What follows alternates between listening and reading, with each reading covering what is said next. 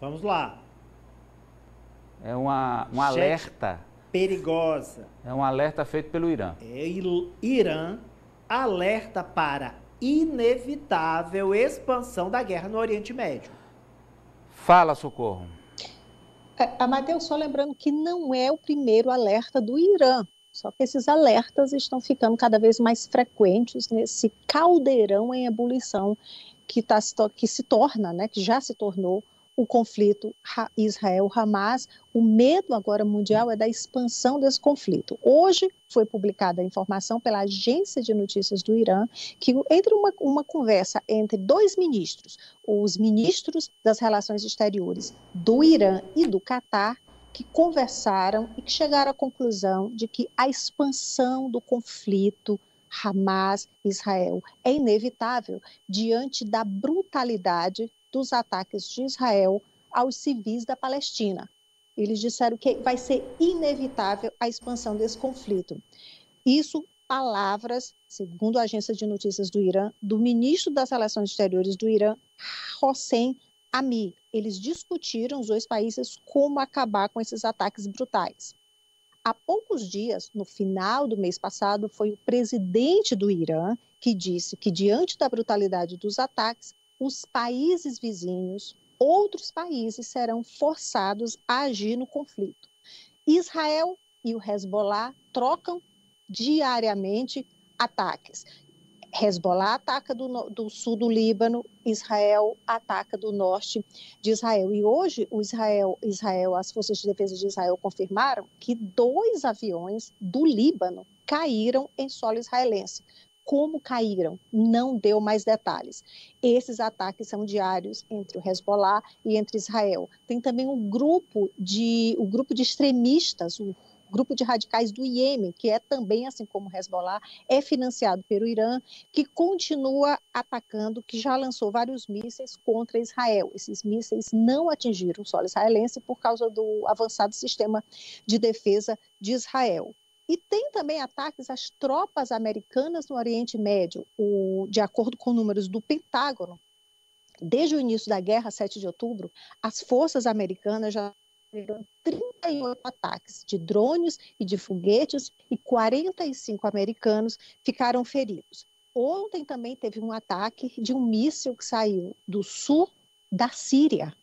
O míssil saiu do sul da Síria, atingiu uma escola em Israel, uma escola em Eilat, e em troca Israel já disse que já bombardeou o sul da Síria, isso ainda ontem, né, para a gente ver esse caldeirão ebulição. Agora a gente vai para outra parte também que a tensão aumenta, que é a tensão na Cisjordânia, que é um território palestino, é um território mais ou menos do tamanho do Distrito Federal aí no Brasil, é um território palestino cercado por israelenses. E ontem esse território sofreu um dos maiores ataques, maiores em número de mortos, um ataque israelense. E a gente vê aí o que aconteceu hoje, que é o funeral de 14 pessoas que morreram nesses ataques, de acordo com a Cisjordânia, autoridades da Cisjordânia. 14 pessoas morreram, 20 pessoas ficaram feridas. E acho que se a gente subir aí um pouco o áudio, as pessoas armadas e atirando para o alto. A gente vê isso bem claro no começo do vídeo. Eu não sei se deu para o telespectador, não sei se deu para vocês ouvirem, mas logo no comecinho do vídeo a gente vê um disparo de...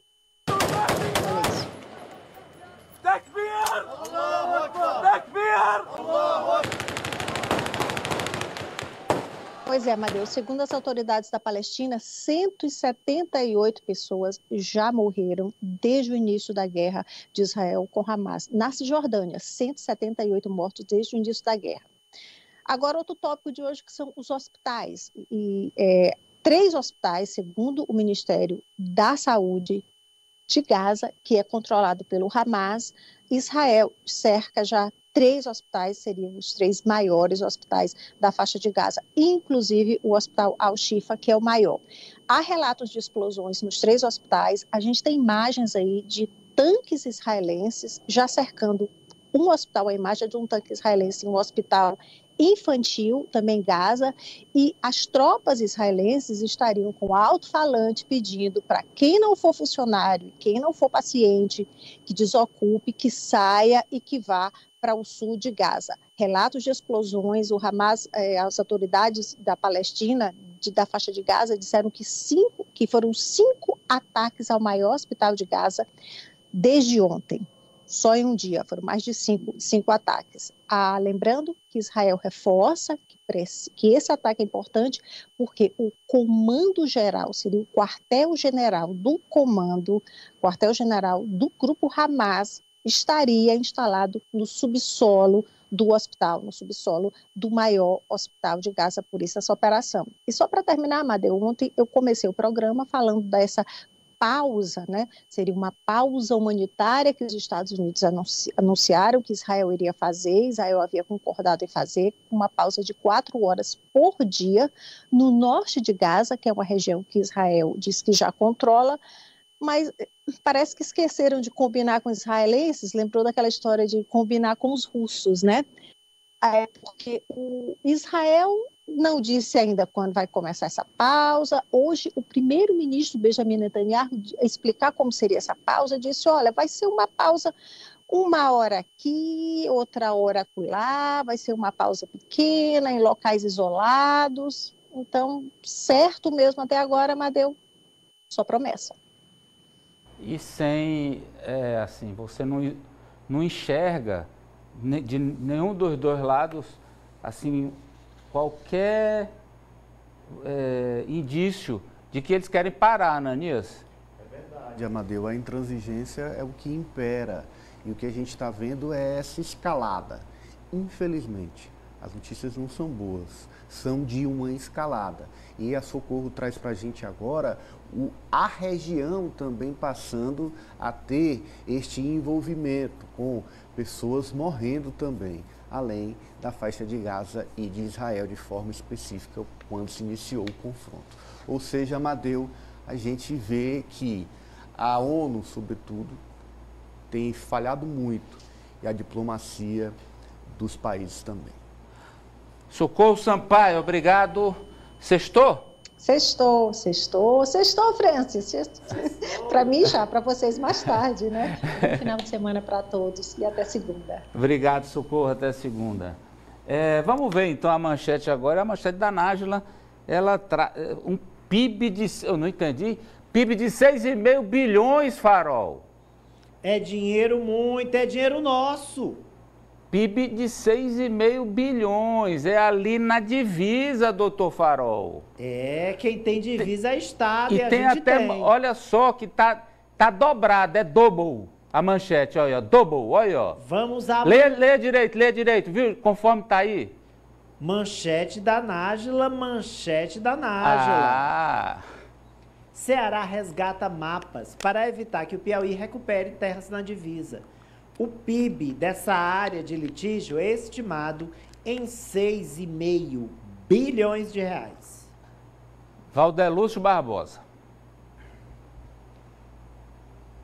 O Estado do Ceará submeteu à apreciação documentos da sua defesa referente às áreas contestadas em 13 municípios, alvo da ação civil originária, 1831, instaurada pelo Estado do Piauí. A divulgação iminente de uma nota técnica incorpora mapas e outros registros históricos que compõem a argumentação cearense no processo em trâmite no Supremo Tribunal Federal desde 2011.